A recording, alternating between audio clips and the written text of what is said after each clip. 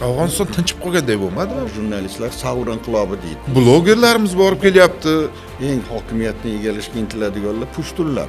Sovet ittifoqi kuchli davlat bo'lgan. Men Eronni maqtash, yomonlash niyatim yo'q. Bir davlatning pozitsiyasi ham yo'qda. Burgaga achchiq qilib Eron ko'rpani kuydiryapti. U tomonlar Mag'rib deydi, arablar o'zi G'arb deydi ular. Professor ismi Amir Temur. Kosadan tagidan nimkosa qilib o'zingizni fikringizni bildirib ketgan paytlaringiz bo'lganmi?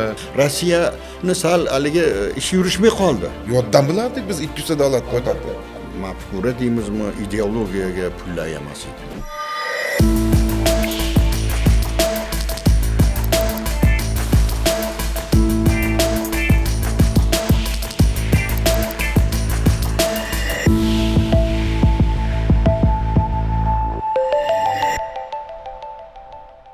Assalomu alaykum, o'zbekchilik podkastining hurmatli muxlislari. Biz podkastimizning yangi mavsumini boshladik uzoq tanaffusdan so'ng va podkastimizning yangi yildagi ilk soniga ustoz jurnalist, O'zbekistonda xizmat ko'rsatgan jurnalist, siyosiy sharhlovchi, ko'pchiliklaring uchun tanish, yoshlikda ekranlaringizda tushmagan inson Qobilbek Karimbekovni taklif qildik. Ustoz, xush kelibsiz. Rahmat. Xushvaqt bo'ling. Rahmat. Qobilbek aka, sizni anchadan beri ko'rsatuvimizga taklif qilishdi, o'ylab yurgandik. O'zi nima desam ekan, bir vaziyatdan pishib yetilib keldida. Hozir butun siz keksa avlod, men qatori yosh avlodlarni esida shu bugun olamda nima gap dasturi, siyosiy dasturi bilan siz televideniyada qarib 50 yil davomida qarang, xizmat qilgansiz, xalqqa axborot yetkazgansiz. Bugungi nima desam ekan, bugungi dunyo juda bir alg'ov-dalg'ov bo'lib ketdi. Sizga dastlabki savolda ham shundan kelib chiqib bermoqchiman. Siz bugungi ahvolga, bugungi dunyodagi vaziyatga ozgina o'zingizni fikringizni bildirsangiz, o'sha ko'rsatuvdagi olib boradigan stilingizdan kelib chiqib. Mayli, Shuhratjon, yaxshi savol bo'ldi. Yana bir assalomu alaykum. Xursandmiz avvalambor bizni loyiq ko'rib chaqirganingiz uchun minnatdormiz. Va albatta harakat qilamiz, ishonchlarni oqlashga harakat qilamiz. To'g'ri aytib o'tdingiz, endi ilk bor 79-80-yillarda ekranda paydo bo'ldim. Bir vaqt o'zida radioda ham chiqa boshladim. Bu 80-yil mart oyiga to'g'ri keladi. Shuning uchun kam bo'lmadik. Asosan 3 ta idorada ishladim va ishlamoqdaman. Dastlab universitet bitirganimdan so'ng sobiq Toshkent davlat universiteti, hozirgi O'zbekiston Milliy universitetini Tarix fakulteti xalqaro munosabatlar bo'limini bitirganman. Universitetda domla qilib olib qolishdi, o'qituvchi qilib. Keyinchalik universitetda yarim stavka qolib, to'liq televideniyaga ishga o'tdim. Bunda Alloh rahmat qilsin, san'at arbobi Ubay Burxonning xizmatlari juda katta. Loyiq ko'rib televizorga oldilar, siyosiy sharhlovchi bo'lib ancha ishladim. Keyin shu davrda 96-99 yana bir yuqoriroq, aniqroq O'zbekistonimizdagi eng yuqori idoralardan biri Prezident devonida 3 yil faoliyat olib bordik. Aynan ma'naviyat bo'yicha, madaniyat va ma'rifat masalalari bo'yicha bosh konsultant lavozimida faoliyat olib borib, qaytisham endi yana shunga yaqin televideniyaga qaytib, to pensiyagacha o'sha televideniyada faoliyat olib bordik. Endi bu qisqacha tarjimai hol va endi hozir bergan savolingiz bo'yicha meni ko'proq ko'chada ko'rganlar, tanish bilishlar, hatto hazillashib bugun olamda nima gap so'zini ko'p ishlatishadi. Buni xursandman bundan. Bir 5-6 ko'rsatuvlarimning nomini aytishadi, juda quvonib ketaman. Lekin shu bilan birga mustaqillik sharofati bilan shu 40-50% tashqi siyosat bo'lsa, 50% ma'naviyat masalalariga ham bahol qudrat hissa qo'shyapmiz. Ma'ruzalar, uchrashuvlar ga juda katta e'tibor qaratyapmiz. Endi bugungi kundan kelib chiqib aytadigan bo'lsak, albatta men ko'pincha O'zbekiston Respublikasining konstitutsiyasiga suyanaman. Hozirgi dunyo siyosatida ko'proq 17-18-moddalarga e'tibor qarataman. Tashqi siyosat shu ramka demaymiz-ku, shu har qalay aniq O'zbekistonning pozitsiyasidan kelib chiqib gapirishga harakat qilaman va albatta muhtaram prezidentimizning bir necha bor Birlashgan Millatlar Tashkiloti minbarida aytgan gaplari ham O'zbekiston tashqi siyosatining asosiy tamoyillaridan biri hisoblanadi. Yana ko'p, mana ko'p viloyatlarga boradilar, davlatlarga, mana Qozog'iston, Tojikiston, mana Ozarbayjonga o'tgan yil bir necha bor bordilar, Rossiya va hokazo. O'sha yerlarda gapirgan gaplari ham men uchun dasturul amal va shularga amal qilishga harakat qilaman. Albatta mintaqaga intiluvchi kuchlar juda ko'p. Hozir bugungi kunga keladigan bo'lsak, Markaziy Osiyo har qalay dunyo nigohida desak xato bo'lmaydi. Intiluvchi kuch harbiy jihatdan, siyosiy jihatdan, geosiyosiy nuqtai nazardan intilish juda kuchli. Xitoy tomonidan ham, Rossiya tomonidan ham yangi omillar ham paydo bo'ldi. Albatta G'arb ham tinch o'tirgani yo'q. G'arb ham iloji boricha bu Fransiya bo'ladimi, Angliyami, Germaniyami Markaziy Osiyoga intilyapti. Va albatta bunda G'arb deganimizda Amerika Qo'shma Shtatlari yalovbardor desak xato bo'lmaydi.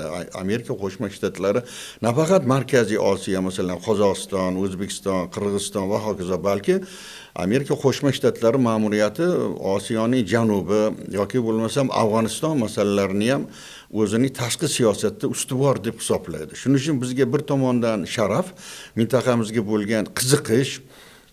Masalan Makron kelib ketdi Samarqandda, muhtaram prezident bilan uchrashdi.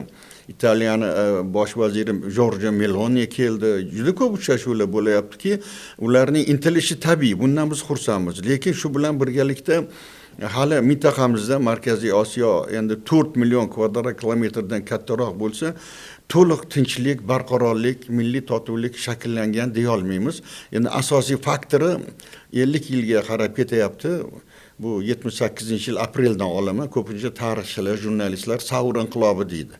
Afg'onistondagi salkam 50 yil bo'layapti. Shu Savr inqilobidan keyin biron bir kun, biron bir oy Afg'on diyorida tinchlik bo'lmadi. Afsuski bu bizga biroz badanimizdagi, mintaqamizdagi og'riq nuqta desak xato bo'lmaydi. Bu ham bir yo'qlama. Sababi Afg'onistonni faqat Markaziy Osiyoning muammosi desak noto'g'ri. To'g'ri, Markaziy Osiyoning og'riq nuqtasi Afg'oniston, biroq bu Afg'oniston muammosi butun dunyoning muammosi. Afg'oniston tinchib qolgandek bo'lmadi. Afg'oniston nisbatan tinchib qolgan. Hozir Namangan viloyat hokimlarimiz boryapti-da, masalan. Xabarim bor. Bulardan xabarim bor. Lekin kuni kecha Pokiston bilan Afg'oniston o'rtasidagi mojaro yana o'ylantirib qo'ydi yana.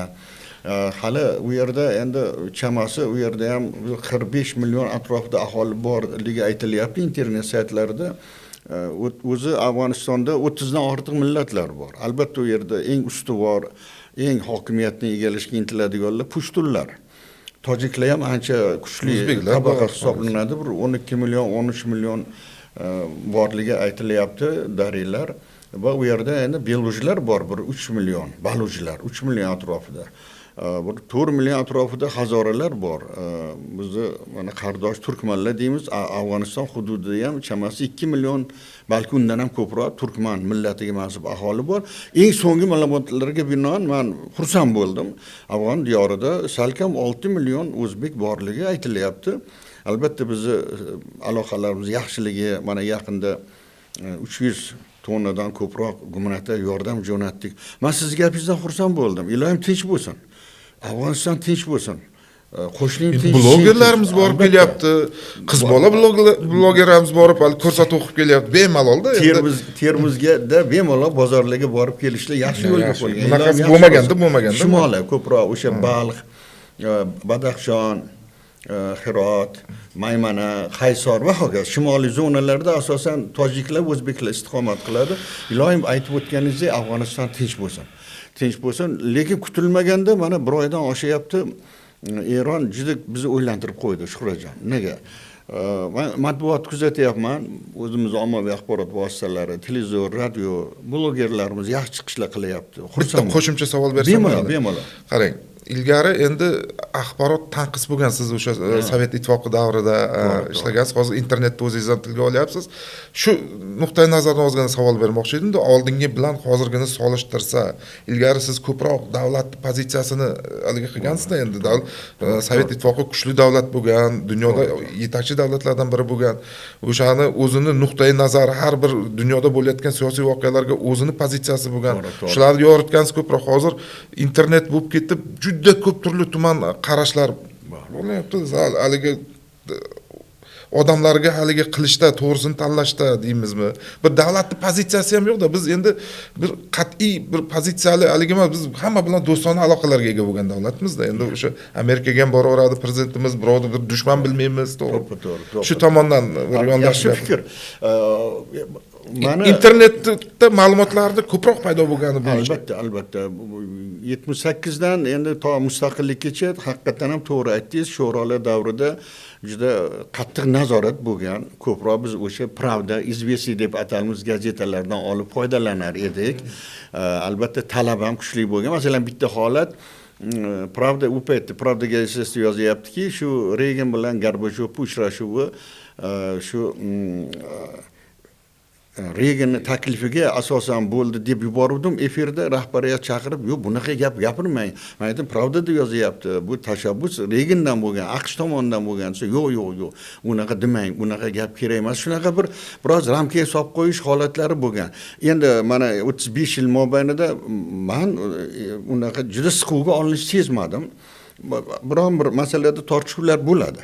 Ma'lum bir masalalar tortishuvlar bo'ladi. Masalan, bir rahbarlardan biri 2-jahon urushi deydi 41-yil boshlangan deydi. Men domla, men tarixchiman, 39-yil boshlangan desam hech tushuntirib bo'lmadi.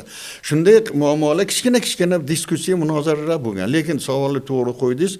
Men o'ylaymanki, 35 yil mobaynida dunyoga dadil chiqib bordik. Men o'zim ondan ortiq davlatlarga borib ko'rib, hatto Eronga ham bordim, Eronni ham ko'rdim. Shuning uchun erkinlik bor. Men bunda bir siquv, bir biqiqlikni sezmayapman. Lekin tahlilda nafaqat men hamkasblarimizda bar muammolar bor baribir.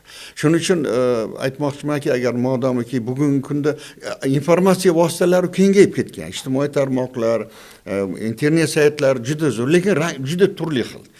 Biri bog'dan kelsa, biri tog'dan keladi, shunaqa tomonlari bor. Shuning uchun men ko'proq endi rasmiy emas-u, o'zini isbotini topgan Shuhratjon. Men alohida e'tibor beraman, o'zini isbotini topgan, dunyo tan olgan. Haqiqatan ham shu xalqaro huquq normalariga to'g'ri keladigan faktni aytib o'tishga harakat qilaman. Eron sal chala qoldi. Men Eronni maqtash, yomonlash niyatim yo'q. Biroq bizga bugun og'irligi, mani fikrim, buni hali rasmiy idoralarda aytilgani yo'q. Mani fikrimki, birinchidan nafaqat O'zbekistonni, umuman Markaziy Osiyo davlatlarini biroz qiyin ahvolga qo'ydi Eron Islom Respublikasi. Birinchidan ular sho'sda bor. Shanxay hamkorlik tashkilotida bor. 22-yil Samarqandda Eron sho'sga a'zo bo'ldi. Bu bizni juda o'ylantirib qo'yapti. U iqtisodiy hamkorlik tashkilotida ham bor. Iqtisodiy otangizga bali shunga gap olib kelmoqchimanki, EKOda qarorgohi Tehronda. Yana 4-5 ta faktlarni sanab berish mumkin. Masalan, biz ba'zida qo'shnilarimiz deymiz, qo'shni bo'lish uchun albatta chegaradosh bo'lish shart emas. Biz Eronni yaqin qo'shni davlat sifatida qabul qilamiz. Chunki Turkmaniston u yog'i Eron. Shuning uchun Eron voqealari, Eron atrofidagi voqealar tezroq tinchsin, muzokaralar yo'li boshlanishini istaymiz. To'g'ri, bu yerda Rossiya, Xitoy kabi davlatlar ma'naviy jihatdan qo'llayotganligidan xabarim bor. Rossiya juda katta gumanitar yordam beryapti. Lekin mintaqamiz uchun, Markaziy Osiyo uchun Eronni har qalay, Amerikani ham maqtash niyatim yo'q, Shuhratjon. Har qalay Eronni iceberg bilan dunyoni endi tanho derjavas deya olaman men, bilmayman, bir xil olimlar qo'shilmaydi meni fikrimga. Hozir Rossiya Ukraina bilan ovora. Shuning uchun bu Amerikani va tanho derjava degan iborani qo'llagan bo'lar edim. Bir katta bir davlat O'zbekistondan 2 barobar katta bo'lgan Venesuelani podshosini o'g'irlab ketdi. Dunyo tinch. Bilaman, u yerda neft masalasi. Jahondagi eng ko'p neft zaxiralaridan biri Venesuelada. Yana mintaqaga qaytadigan bo'lsak, har qalay Amerika Qo'shma Shtatlari bilan diplomatiya tilida gaplashgan ma'qul. Shuhratjon, savolga o'tasiz, bilaman, lekin xalqimiz yaxshi bilish kerak. Hozir 4 ta vatandoshimiz, 4 ta o'zbek bo'lsa, 4 tadan iloji bo'lsa 4 tasi Amerikani yomonlaydi yoki 4 tadan 3 tasi yomonlaydi. Buni ko'rdim men bir oy mobaynida, lekin bir narsani tushunishmaydiki, kim Isroilga qarshi tura olsa, Isroilni sodda qilib aytaylik, jig'ini ezib qo'ya oladigan davlat bo'lsa, albatta Amerika kelib yordam beradi va uni qo'l oyog'ini kesadi. Bittasi Iroq. Saddam Husayn nima bilan tugaganini mendan ko'ra yaxshi bilasiz. Ikkinchisi endi real real garchi u arab davlati bo'lmasa-da, real Isroilga qarshi tura oladigan yadroviy qurollar, raketalari, Qasam raketalari, Hezbollohga berayotgan yordami, Hamasga berayotgan yordami, agar men Eronni держава demagan bo'lar edim, lekin Eron har qalay O'zbekistondan 4 barobar katta. Hududga qarasangiz, aholisi 96 million. Shuning uchun Eron olov bilan o'ynashmagani ma'qul.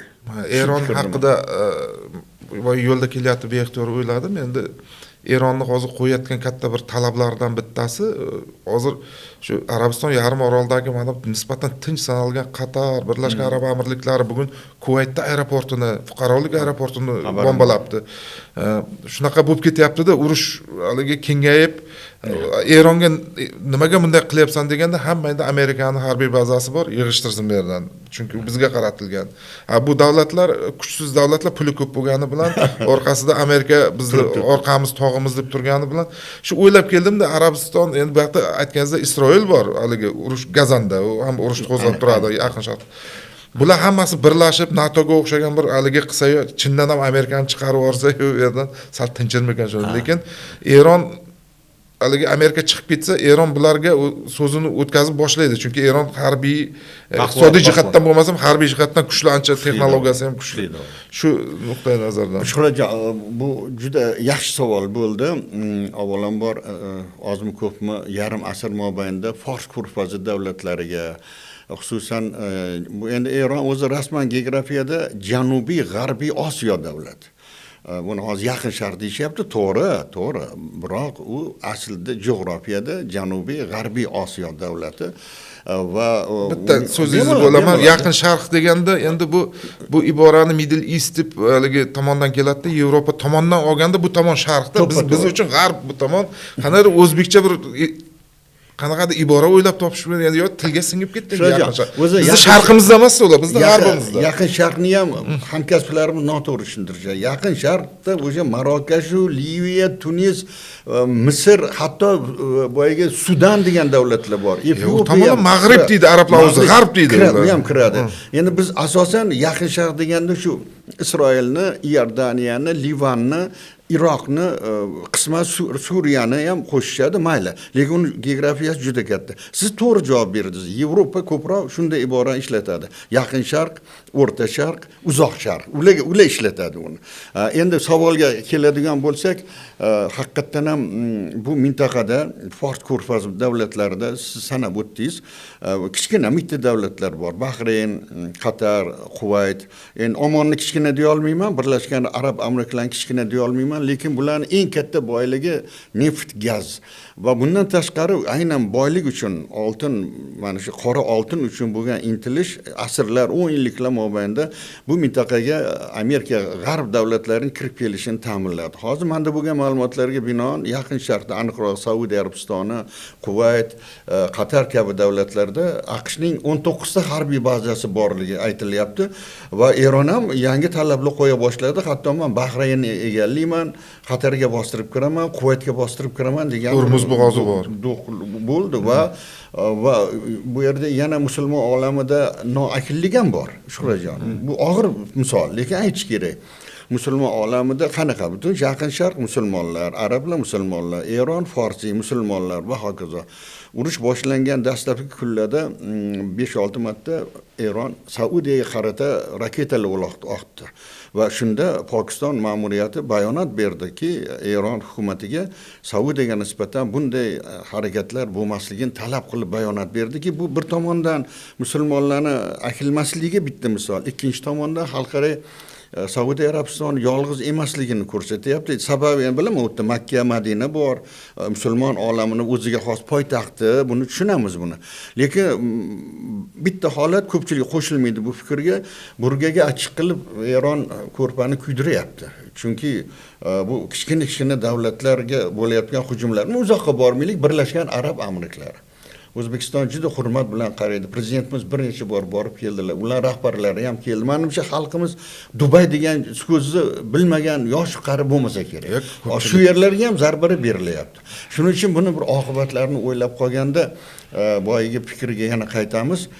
Bu ham og'irroq misol. Yaqin Sharqda, umuman arab dunyosida 20 dan ortiq arab davlatlari bo'lsa, meni hisobim bo'yicha 650-700 million atrofida arablar bor ekan. Isroilda 10 million aholi bor. Har qalay o'ylab qoramanki 10 millionli Isroil shu 600 salki ham endi 1 milliard emas-u, yarim milliarddan ko'proq musulmon olami bilan konfrontatsiyaga boryapti. Buni ham bir o'ylab ko'rish kerak. Albatta bu yerda og'ir tomoni biz endi Rossiya bilan strategik ittifoqchimiz, juda aloqalarimiz yaxshi. Ukraina masalasida neytral pozitsiyadamiz. Buni yaxshi bilasiz. Ayni paytda Rossiya o'zini ancha pozitsiyasini berib qo'yapti Yaqin Sharqda. Iroq qo'ldan ketdi. Ming Saddamni dorga osganini eslaymizmi, Iroqni dabdala qilganligini eslaymiz. Baribir Iroqda Rossiya ta'siri, endi bir paytda sobiq ittifoqning ta'siri juda kuchli bo'lgan. Hozir ham Iroqda Rossiyaning ta'siri zaiflashib qoldi. Ya yo'q deya olmaymiz-ku, ya zaiflashib qoldi. Bashar al-Asad Suriyani, ochiq aytaylik, Suriyani Rossiya qo'ldan ketkizdi. Bu hali nima oqibatlar bilan tugaydi bilmadim. Hozirgi Suriyaning prezidenti Moskvaga borib, Bashar al-Asadni berasan dedi. Bu ham bir muammo, odam o'ylantirib qo'yapti. Yana bitta tomoni borki, hozir juda murakkab pozitsiya, Suriyaning mojarosi hali ham tugamagan. Sababi Bashar al-Asadni ag'darishda Turkiyaning ta'siri bo'lgan. Endi qizig'iki, Turkiyani ancha nafratiga duch kelgan Isroilga ham ta'siri bo'lgan. Ikkalovi bir-biriga qarama-qarshi. Lekin Bashar al-Asad tuzumining ag'darilishida asosiy figura Isroil hisoblanadi va Turkiya hisoblanadi. Buni matbuotda ham e'lon qilindi. Masalaga sari yirikroq qaraydigan bo'lsak, Eronga achindim deya olmayman. O'zi nimani xohlagan edi? Birinchi javobini berdim. Isroilga qarshi tura oladigan biron bir mayli qudratli davlat bo'ladimiz. Lekin Trump aytdi, Eron dedi katta davlat dedi. Eron baquvvat davlat dedi. Buni tan oldi, bu ham katta narsa. Isroilga qarshi turadigan davlatni u qo'lini sindira oldi bir tomondan, ikkinchi tomondan hali erishgani yo'q, men cho'chib turibman. Tuzumi yo'q qilmoqchi. 79-yildan beri qancha bo'ladi? 47 yildan beri Eronda Islom Respublikasi asosan u yerda diniy rahnimo birinchi shaxs hisoblanadi. Darvoqe Shuhrajon, men ko'p joylarda yuraman, yaxshi bilishmas ekan. Xameneyi bilan Xumayniyni yaxshi bilishmas ekan. O'xshaydi-da. O'z oti o'xshashib ketadi. Oyatulla Ruhollah Musavviy Xumayniy bo'lgan. U 1900-yil tug'ilgan, 1989-yil 90 yosh ostonasida olimdan o'tgan. U haqiqiy diniy rahnamo Shoh Muhammad Rizo Pahlaviyni ag'dargan odam. O'sha paytda uni pinjida madadkori 10 qo'li bo'lgan Said al-Xameneyi, bu boshqa bu. Dastlab Xameneyi Oyatulla Ruhollah Musavviy Xumayniyga madadkor bo'ldi. 81-89-yillarda Said al-Xameneyi prezident bo'lgan. Buni meni hamkasblarim ham yaxshi bilmas ekan. 89-yilgacha u prezident bo'ladi. 89 Oyatulla Musavviy Xumayniy vafotidan so'ng Xameneyi diniy rahnamo bo'ladi. Adashmasam undan keyin Al-Akbar Hoshimiy Rafsanjoniy, Said Muhammad Xotamiy, adashmasam Mahmud Ahmadiy Najot, keyin Raisi deganlari prezident bo'ldi. O'zbekistonga ham ular kelib ketdi. O'zbekistonga Al-Akbar Hoshimiy Rafsanjoniy ham kelgan. Muhammad Xotamiy ham kelgan. O'sha paytlar birinchi prezidentimiz ham borganlar, muhtaram prezidentimiz Shavkat Miromonovich ham Eronga borganlar. Men demoqchimanki, Eron biz uchun tinch bo'lgani ma'qulroq. Eronni nazarimda sal ko'proq gapirib yubordik. Men borib 10 kun safarda bo'ldim va o'zim o'qigan kitoblar, Eron tarixi bo'yicha o'nlab kitoblar bor. Bu e'lon qilinmagan держава desak bo'ladi. Janubiy Qozog'istonda tarvuz pishsa, shimoli Tehron shimolida qor yog'adi. Shunaqa mamlakat va ularda juda milliy masala, endi millatchi deya olmayman-u, milliy masala birinchi o'ringa qo'yilgan. Hamma narsa obro', e'tibor, martaba, pul, mablag', eng ishonchli postlar forslarga beriladi. Vaholanki u yerda ba'zi 25 million deyishadi, ba'zi 30 million Ozarbayjon bor. Shuning uchun bu boshqa millat, turkmanlar ham bor. Borganimda ko'rdim, chamasi 200 ming atrofida o'zbeklar borligi, asosan samarqandliklar bor. Blogerlarimiz bor, gaplashib kelyapti hozir. Eron bizga tinch bo'lgani ma'qul, chunki bordi kellarimiz yaxshi. iqtisodiy aloqalarimiz yaxshi. Mana siz yaxshi aytib o'tdingiz. Ikkita masala shoz hamda ekoda birgaligimiz, yana boshqa madaniy aloqalar, bu yoqda Biruniy Chobahor portiga chiqish. Otizga bog'liq. Shunaqa planlarimiz bor. Biruniy deymizmi, Binsino deymizmi, Mirzo Ulug'bek deymizmi, Eron bilan tariximizda juda o'xshashliklar ko'p. Mana ko'rsatuv boshlanishida ikki og'iz Amir Temurni eslatib o'tdim. Men Isfahonda, Tehronda uncha ko'rmadim-u, Isfahonda, Kerjda, asosan bu Tabriz tomonlarda, ayniqsa Isfahonda o'nlab Amir Temur yoki Temuriylar davrida qurilgan maqbaralar, binolar, ko'priklarni ko'rib, juda ular hurmat bilan, muhabbat bilan qaraganliklarini ko'rdim. Hatto bir professor bor ekan. Professor ismi Amir Temur. Erondagi professorning ismi Eroniy Amir Temur shunday muhabbat bilan gapirdiki, men 96-yil intervyu olib kelganligim hali yodimda. Men ham Eronga borganman-da, o'shanda hech yodimdan chiqmaydi, 2009-yillarmida. 500 so'mlik pulimizda Amir Temurda haykalning rasmi bo'ladi. Pulimiz shu deb ko'rsatib, kim bu dedi. Bu Amir Temur desa, bu bizni nima bobo kalon, seni pulingda nima qiladi? Qanaqa O'zbekistonda tug'ilgan, qabri Samarqandda qanday, Eronga nima aloqasi bor? Bizni bobo kalon. Xudo qilmasam, Shuhratjon siz ham bilasiz, Eronga Amir Temur 4-5 bor yurish qilgan. 4 bor bo'lsa kerak. Endi Isfahonni tilga oldik. Isfahon o'zi Eronning eski avvalgi poytaxti. Isfahonga borgan. Amir Temurning bir so'zi bor. Isfahon nisbi jahon. Dunyoning yarmi degan so'z. Juda go'zal shahar, uni bilasiz, daryolari, tog'lari juda hozirgi murakkabligi o'sha yerda yadroviy tadqiqotlar olib boriladi. O'zi 5-6 ta endi maxfiy deymizmi, u hamma oshkor qilinmaydi. Bu ham bitta muammo, yakunlab qo'yish uchun. Qanaqa ma'nodaki, endi bu yerda tushunarli, bu yerda Fors ko'rfazi yonida 2000 ga yaqin rossiyalik yadrchilar ish olib borishdi. Hozir hammasi. 500 ta qolibdi. 500 ta qolib, to'g'ri aytyapsiz. Men shuni gapirmoqchi edimki, Rossiyani sal haligi ish yurishmay qoldi. 1,5 ming xodimlar chiqib ketganligini, hozircha 500-600 xodimlar hozircha turibdi. Demak, hali yadroviy tadqiqotlardan Eron juda ham umidini uzgani yo'q. Yana Isfahonda bor. Iskenderunda bor. Sobiq sho'ro davrida qurilgan va tadqiqotlar olib borilgan. Endi men shu 30 yil, 35 yil mobaynida hamkasblik ko'rib qolib, Qobilbek aka mana Iroqda yadro qurolini topolmadi-yu deyguvchilar ko'pda qo'shilaman. Iroqqa nisbatan g'arb davlatlari adolatsiz siyosat olib bordi. Buni inkor qilmayman. Biroq Iroq bo'ladimi, Eron bo'ladimi, yadroviy tadqiqotlar olib borilgan. Masalan, 1981-yil Bag'dod yaqinidagi yadroviy tadqiqotlar markazini Isroil zarba berib yo'q qilgan. O'ylab qolaman, o'zi Iroq band. Iroq Eron bilan band 8 yil urush bo'lgan. U band bo'yapti, butunlay ovora. Nima qilib Isroil zarba berdi desam, bu mutaxassislar, Eron-shunoq, Iroq-shunos, ayniqsa arabshunoslar aytdiki, Isroilda shunday qonun bor ekanki, avvaldan o'ziga qanaqa xavf tug'ilsa, albatta yo'q qilar ekan. Iroq misol bo'la oladi. Eron bilan davom etyapti. Yana bitta nozik tomoni bor. 67-yil Suriyaning rus tilida Golanskiy Vysoti, o'zbek tilida Jo'lan tepaliklarini bosib olgan. Adabiyotlarga qarasam, eng ishonchli Moskvada chiqqan, Politizdatda chiqqan kitoblarni qarasam, u Jo'lan tepaliklariga sobiq ittifoq eng zamonaviy radar tizimini joylashtirgan. Bu yer 67-yilda Isroil bosib olgan. Men uni oqlash niyatim yo'q, lekin 67-yilga qancha bo'layapti? Salkam 60 yil, bir kam 60 yil bo'layapti. Isroil u joyni o'zining eng muhim pozitsiyasi deb hisoblaydi. Endi hozir menimcha Suriya buni unutdimi? Eslamayotibdi ham buni. Vaholanki u joy qayta olib olishga ham kirishmayotibdi. Bu Jo'lan tepaliklari bu Suriyaning hududi. Bu yetmaganda hozir mana Livan janubida bufer zona qilaman deyapti. O'zi Livan Isroilga o'tib ketmaylik domla. Men sizga o'zingizni kasbingizdan kelib chiqib savol bermoqchiman. Domla, mana endi aytsangiz bo'ladi, ochiq o'sha Sovet ittifoqi davrida haligi qilgansiz. O'shanda tashqi dushman yaratish, bir shunaqa narsalar bormidi? Bir qandaydir maxsus mana shu narsalarni aytasan degan, endi davlat siyosati bo'lgan. Hamma televideniya yagona nima desam ekan? Mafkura bo'lgan, yagona axborot manbai bo'lgan televideniya. Partiyani aytgan degan bo'lgan. O'sha davrlarni bir eslab aytib bersangiz, bir kosa tagidan nimkosa qilib o'zingizni fikringizni bildirib ketgan paytlaringiz bo'lganmi?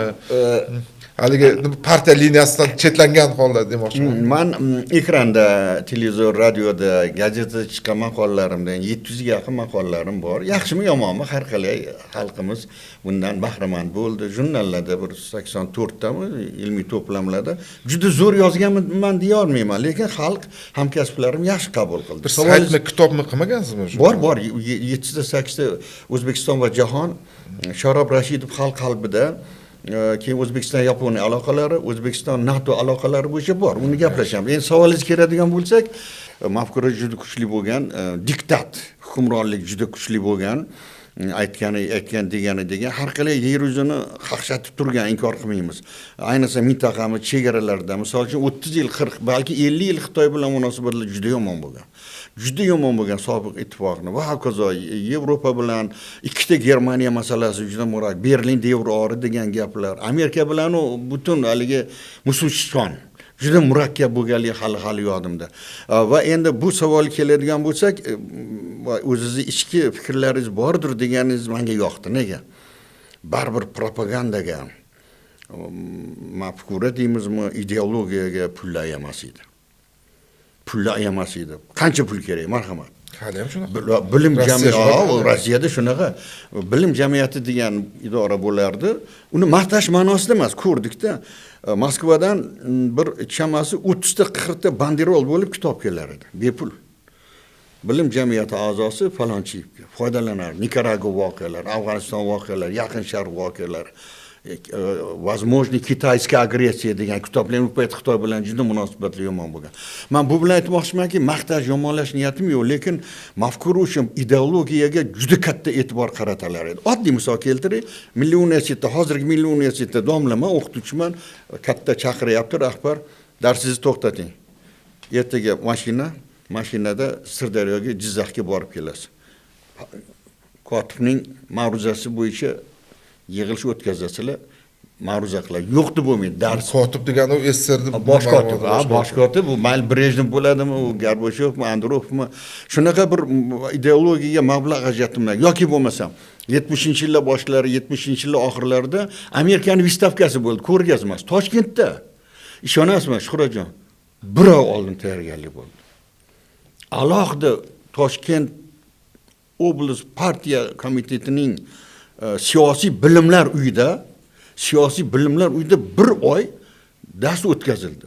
Ogohlik bo'yicha. Endi mana degan professorlar shunaqa dars o'tdiki, mana yaqinda Amerikaning vystavkasi ko'rgazmasi kelyapti. Adashmasam, Gerald Ford degan prezidenti bo'lgan, o'sha ham SSRga, uzoq sharqdami, o'sha tomonda Vladivostok tomonlarda Brejnev bilan ushlashgan. Shunga tayyorgarlik bo'yicha bir oy mobaynida dars bo'lganligi hali yodimda. Yoshgina o'qituvchi edim va ma'ruzalar yomon bo'lmagan. Hatto qo'limizga haligi xizmatda foydalanish uchun, Shuhratjon, shu joyi ham zo'r. Xizmatda foydalanish uchun jurnallar, atlaslar, bulletin tas bo'lardi. Hujjatli kitoblar va hatto haligi ma'ruza o'qigan professorni ma'ruza matnlari berilar ediki, borganinglarda internet bo'lmagan zamonda shuncha informatsiya. Yo'q, mana shu. Endi uni hozir meni eshitib turgan, ko'rib turganlar, u davri maqtab yubordi. Yo'q, unaqa niyatim yo'q. O'zini xavfsizligi uchun, o'zini hokimiyatni saqlab qolish uchun hech narsadan qaytmas edi. Hozir internet asri, xususiy telekanallar ham ko'p. Qolaversa bizga o'xshagan onlayn nashrlar, ko'p yosh siyosatchilar hammasini olib kelib dunyodagi vaziyatni paydarpay haligi qilib turib kuzatyapsizmi shularni? Endi hammasini kuzatib keyingi 2-3 yil mobaynida ko'rib, bahol qudrat ko'rib, uyda, ishxonada ko'rib turibman. Yaxshi sharhlovchilar chiqyapti. Men xursandman, balki men ko'rib turgan bo'lsa, o'sha Kamoliddin Rabim degan yigitning chiqishlari menga juda ma'qul bo'layapti. Sharofiddin To'laganov degan ukamizni, Abdubali Soyibnazarov, yana hammasini otini bilmayman, 3-4 ta sharqshunoslar. Men xursandman. Mana shu o'zbek endi avlodi paydo bo'lganligidan. Endi bundan 50 yil, 60 yil oldin Shuhratjon bilan men savol bermoqsiz. 50 yil avval, 60 yil avval yaxshimi, yomonmi? Kuchli olimlar, sharhlovchilar bor edi. 3-4 tasini eslatib o'taman. Erkin Yusupov, tushunarli, keyinchalik odam akademik. Erkin Hayitboyev, to'g'ri. Keyinchalik u madaniyat vaziri, teleradiokompaniya kompaniyani raisi ham bo'lgan. Keyinchalik 70-yillarda Shavkat G'aniyevich Yahyoyev, u ham buyuk filosof, dastlab televideniya raisi o'rinbosari bo'ldi, keyin teleradiokompaniyaga kompaniyaga rais bo'ldi. Ma'mur Nishonov degan professor bo'lgan, falsafa fanlari doktori, polkovnik, eronshunos Ma'mur Nishonov. Yana G'ulomjon Ahmadjonov degan odam bo'lgan, buyuk sharqshunos, tarix fanlari doktori, professor, ularni aytib o'tmoqchiman. Yana Yaqin Sharq masalalari bo'yicha har 15 kunda 1 soat chiqib, 1 soat emas, 15-20 minut, 30 minut chiqar edi. Bahriddin Mannonov degan odam chiqar edi. Qashqadaryolik. Zo'r ma'lumotlar berar edi. Keyinchalik 80-yillarda men endi o'zim muhabbat qo'yganim uchun shu arab dunyosini chuqur biladigan tarjimoni, endi bu siz ham yaxshi bilasiz, Ubaydulla Uvatov. Afsuski orada bir pauza bo'ldi. 10 yil, 15 yil sal pauza bo'ldi. Faqat televizor bo'ladim, radio bo'ladim, gazeta bo'ladim, informatsiya bilan cheklandim. Ko'proq ag'anab tushdi. Falon joyda avtobus ag'anab tushibdi. Tog'dan Hindistonda tog'dan bir avtobus ag'anab tushdi. Yoki Argentinada bitta maymun 4 ta tug'ibdi. Bu tahlil emasda endi bu. Tahlil mana siz berayotgan savollar tahlil. Mana Eron masalasi, Yaqin Sharq masalasi, qurlash kerak. Siz hozir ustozlarni birma-bir sanab chiqdingiz. O'sha bo'yicha o'qigan ular, mutaxassis, o'zi tor doiradagi mutaxassis ular, o'sha arab dunyosi bo'yicha keltiraman. Xo'sh, 80-yillar oxirlari, 90-yillar bu, hatto mustaqil bo'lganimizdan keyin ham 4-5 marta Shavkat G'aniyevich Yahyoyev degan odam, u menga rahbar bo'lgani uchun emas, Alloh rahmat qilsin. U ham teleradiokompaniyaga kompaniyaga dastlab rais o'rinbosari bo'lib keldi.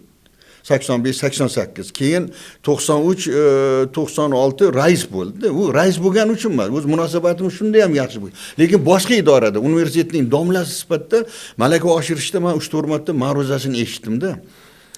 Endi zalda 300-400 odam. Hammasi otdan tushmaydi, ham egardan tushmaydigan fan nomzodlari, fan doktorlari, ichida haligi faxriy unvonlar olganlari bor. Ishonasiz, muzlatib qo'ydi zalni. Rus tilida ma'ruza qildi. Hali otdan tushmaydigan, haligi Yevropa tili deymizmi, bizdan o'zbek tilidan boshqa tilda gaplashuvchilar ham, "Vo, как он блестяще читает, он как он..." Bir ikkita savol beruvdim, sanab ko'rish uchun savol beruvdi.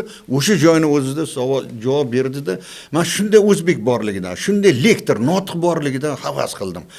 Uni xalqimiz yaxshi biladi. 80-70-yillarda Moskvadan o'sha Markazkomdan lektorlar kelar edi. Ular bilan birga o'tirib televizorda chiqib gapirardi.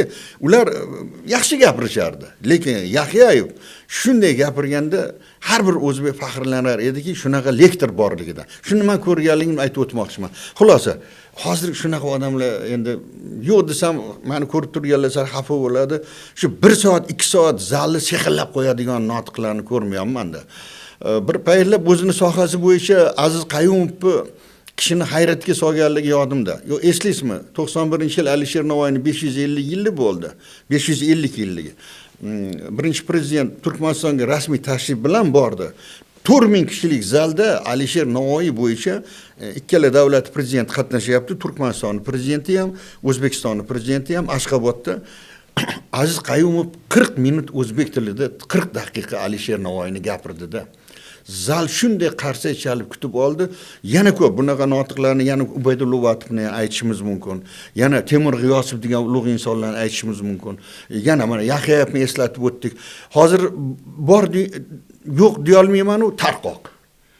Birlashib siz bilan menga o'xshab o'tirib. Hozir chiqyapti domla, masalan, men chiqsa iloyim sizni ko'rsatuvingizga o'xshagan ko'rsatuvlar nuqtai nazaridan kelib chiqargan bo'lsak, bor, o'zingiz ham san'atda chiqayotgan yigitlarni tanirkansiz, biz tengdoshlarni, yoshlarni. Yana gapingizni bo'laman, Kamoliddinga alohida minnatdorchilik bildiraman. Kamoliddin Rabbim o'tgan yil 25-yil Shuhrat medali oldi. Gap mukofotda emas. Gap Kamoliddinni qaysi bir sharhini ko'rmagan tahlil bor. Kitobi chiqdi, ko'rdingizmi? Kitobini eshitdim, endi olaman. Mana shu men ishonchim komilki, biz o'zini bilan ko'rishga juda quvonaman. Men xursandman. Iloyim Kamoliddinlar safi kengaysin-da.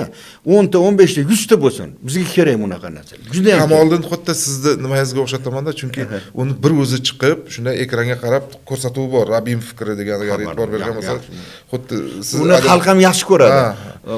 Va boshqa ko'rsatuvlar ham bo'lyaptiki, masalan, internet saytlarimiz juda ko'p. Endi yetakchi chiqib bir shouga o'xshagan narsa bo'lib qolyapti-da. Masalan, bir dunyodagi boshqa Eron masalasida bo'ladimi, Rossiya Ukraina urushi masalasida bo'ladimi, yo Isroil masalasida bo'ladimi, qarama-qarshi fikrli odamlarni olib kelib, bir haligi fikrlar to'qnashuvi qilib, masalan, sizdagiday monolog bilan tushuntirish emas, yo Kamolnikidek hozir. Bunaqa bir shou usulga o'tib ketib, shunga qanday qaraysiz? Bu yaxshidir balki, haligi fikrlarni.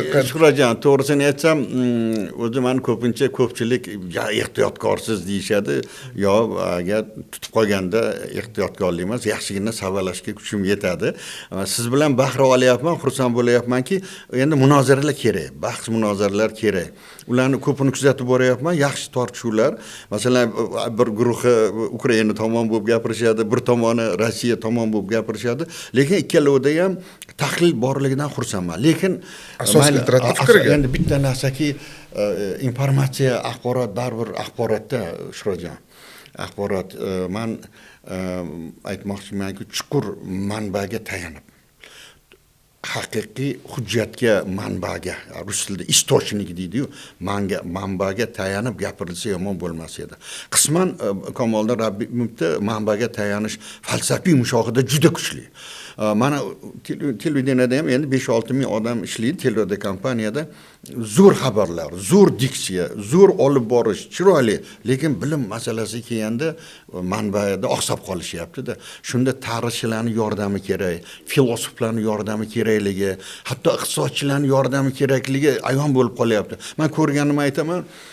Mayli, endi haligi bu fojia emas, Dehli deydi efirda. Dehli emas, Dehli. Yoki bo'lsam Turkiya deydi. Turkiya emas, Turkiya. Yoki bo'lmasam bir xodimni ko'rdim 5-10 yil avval, Livan bilan Liviyani farqiga bormas ekan. Oliy ma'lumotli jurnalist Livan bilan Liviyani farqiga bormasligini Liviya aytdim, u Rustam Hojimovich. Latviyami, Litvami nima farqi bor deb efirda aytib o'rgan jurnalist bor. Men aytdim, u Rustam Hojimovich chempion bo'lgan davlat Liviya, Tripoli poytaxti, Livan boshqa poytaxti Bayrut, Isroil yonida, Iordaniyaning, Suriyaning yonida deyman. Shunaqa demak, manbaga tayanmayotganligiga men jar achinaman. Yoki bo'lmasam ikkita Kongo borligini bilishmaydi. Bu yerda nimani aytmoqchiman? Xo'p, kuchli tarixiy manbalarni bilsin. Falsafani yaxshi bilsin, iqtisodiyotni yaxshi bilsin, geografiyani yaxshi bilish kerak. Geografiyani bilish kerak. Ko'p jurnalistlar Kongo deganingizga bugun Kongo yo'llanmaga e'lon bo'lib jahon chempionatida guruhimizga tushdi. Kongo demokratik respublikasi. Yangilik, men o'zim ham futbol ishqibozman, rosa. Shuning uchun aytmoqchimanki, biz bolaligimizda, sizni ham bolaligimizdan geografiya juda chuqur o'tilgan bizda. Juda chuqur o'tilganda yoddan bilardik biz 200 davlat. Albatta, juda kerak. Shuning uchun menda endi maqtanish bo'lmasa, bu televizor ishqorib maqtanyapti deb, menda shu chamasi 60 yil mobaynida yig'gan jahon mamlakatlari, dunyo mamlakatlarini bir 40 ga yaqin seriyasi bor. To'g'ri, ular asosan Moskvada chiqqanlar. Straniya mira, государство mira. To'g'ri, u paytlari men xursand bo'lar edimki, bu yil Moskvada chiqdimi, shu yil o'zida yo keyingi yil o'zbekcha chiqar edi. Shu an'ana kerak. Hozir adashmasam, mana bu geografiya fakultetining domlasi Ravshan aka Muhammadjonov bir ikkita jahon mamlakatlarini chiqardilar, yaxshi, zo'r, olimona yozilgan. Yana bor, Shuhrat Ergashev degan ukamiz bor. Yaxshi yozyapti. Shuhrat Ergashev jahon mamlakatlarini zo'r yozyapti. U kuchli tarixchi. O'nlab kitoblari bor. Qahramon Rajab degan tarix fanlari doktori, professor bor.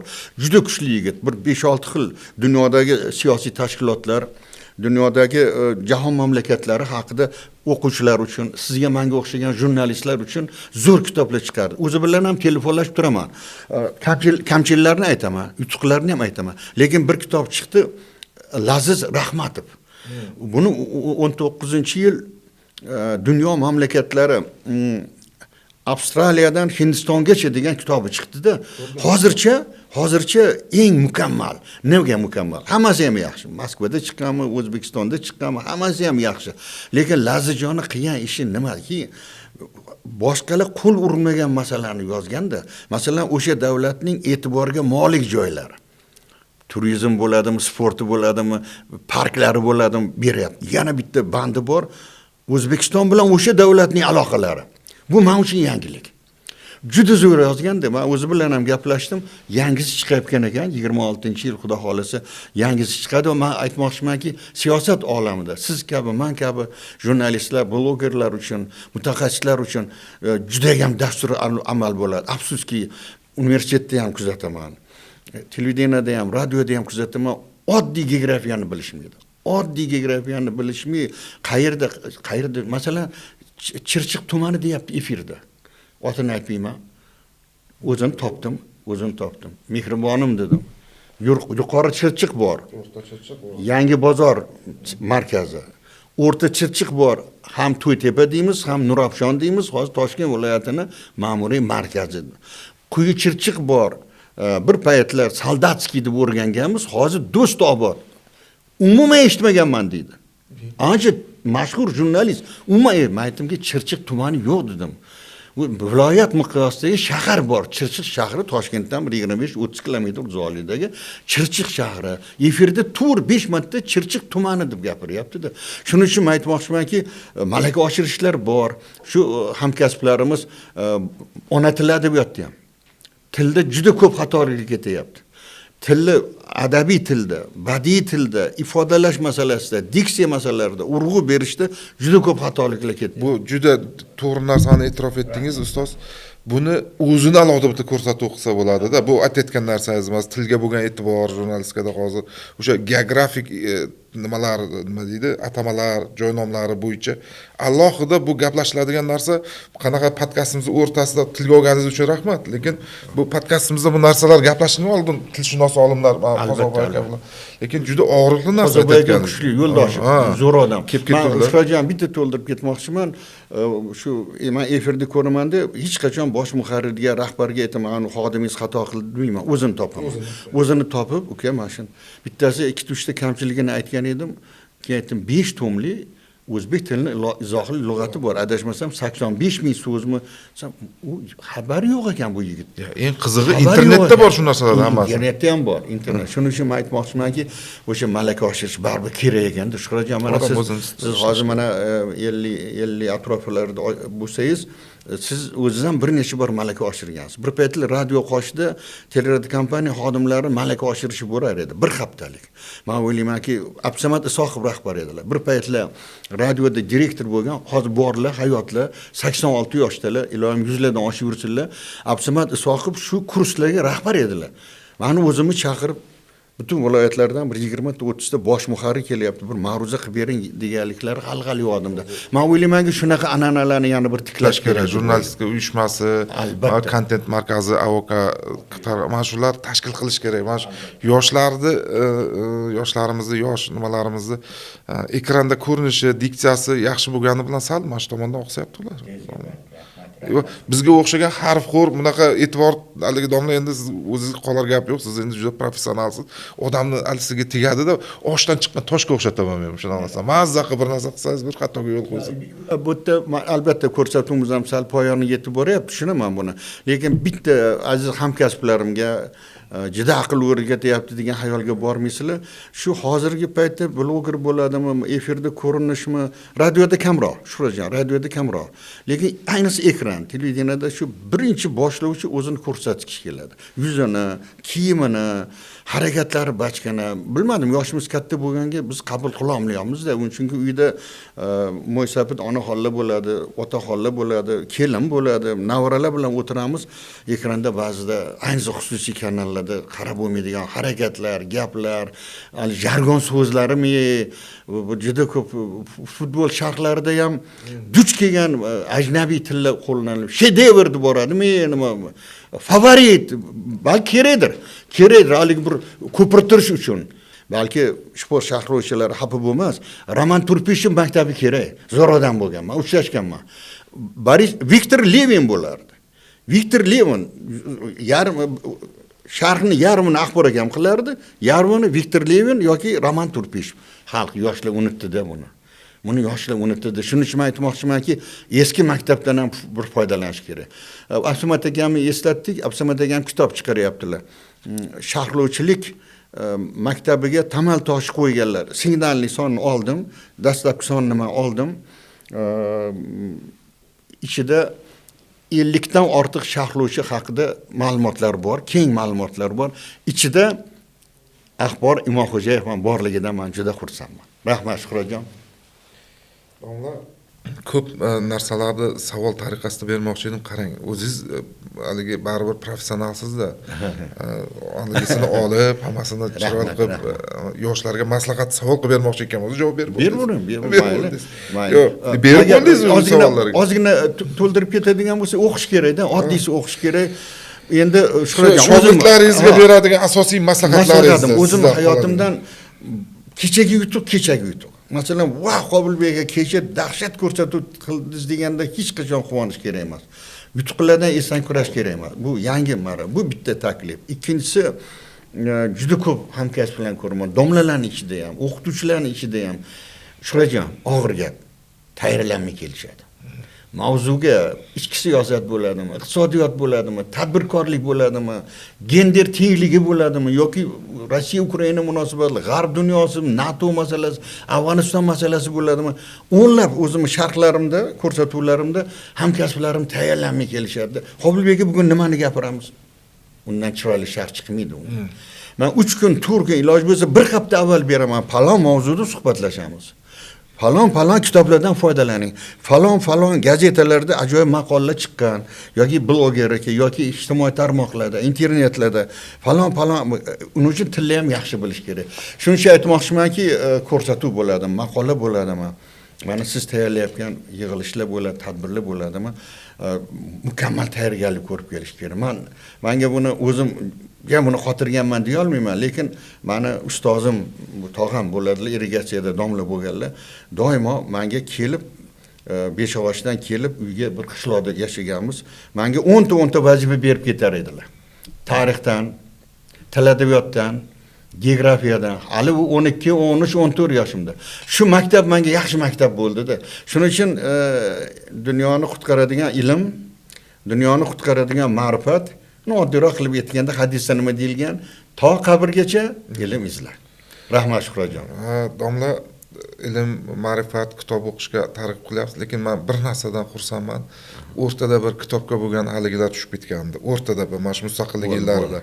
Bunga sabab ko'rsatuvimizda ham aytildi. Oldingi sonlarimiz bir ko'rsa eslaydiganlar bor. Sal kitob bosish ancha erkinlashtirganda ham katta haligisi bor-da. Endi nashrlar, yangi nashrlar ochildi. Kitob bosish erkinlashtirildi mana shu keyingi 10 yilda. Bu narsa yoshlarimiz o'rtasida sekin-asta kitob o'qishga muhabbatni ortishiga olib keldi. Hozir yangi kitoblarni premyerasi bor. Chet elda ko'rardik-da oldin bunaqasini. Faqat Rossiyada bo'ladi. Hozir yoshlarimiz kitobni yaxshi o'qiyapti, domla. Xudo xohlasa, keyingi avloddan umidimiz katta. Hozir endi chiqib kelayotgan mana bu Z avlod deymiz, endi chiqib kelayotgan yoshlardan. Domla, kelganingiz uchun katta rahmat.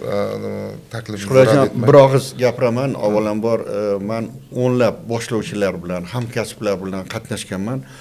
Ko'pincha diktorlar bilan qatnashar edim. Ular quruq palonchi qatnashyapti deb so'z beradi va oxirida xayrlashadi. Siz bugun bemalol gapirib oldingiz, bemalol meni darajamda, balki meni darajamdan ham yuqoriroq mushohada qilishga savollar berdingiz. Sizdan men minnatdorman. Avvalambor mana Kamoliddinni esladik, Sharofiddinni esladik. Abduvalini aytdi, yana G'ofir Jamolov bor. Quddusga yaxshi chiqishlar qilyapti. Baraka topsin, rahmat. Har qalay bor. Shuning uchun ishonchim komilki, Shuhratjon, sizda insonlar ko'p bo'lsin. Sizda shu mushohadali, fikrlay oladigan, o'zini pozitsiyasiga ega bo'lgan insonlar, blogerlarimiz, jurnalistlarimiz ko'paysin. Buning uchun hammaga sog'lik, salomatlik tilayman. Sizga katta rahmat Shuhratjon. Salomat bo'linglar. Sizga ham rahmat domla. Mana shu ko'rsatuvimizni minglab muxlislarim nomidan kelganingiz uchun taklifimizni rad etmasdan muxlislarimizga yuzlanib qolmoqchiman. Ustozga qanday savollaringiz bo'lsa, izohlarda yozib qoldiring. Bizga like bosing albatta, ko'rsatuv ko'proq ko'rilishi uchun. Bu endi YouTube algoritmlaridan bittasi. Va bizni kuzatishda davom eting. Yangidan yangi ko'rsatuvlar bilan yana xonadoningiz mehmoni bo'lib turamiz. Ko'rishguncha xayr, salomat bo'ling.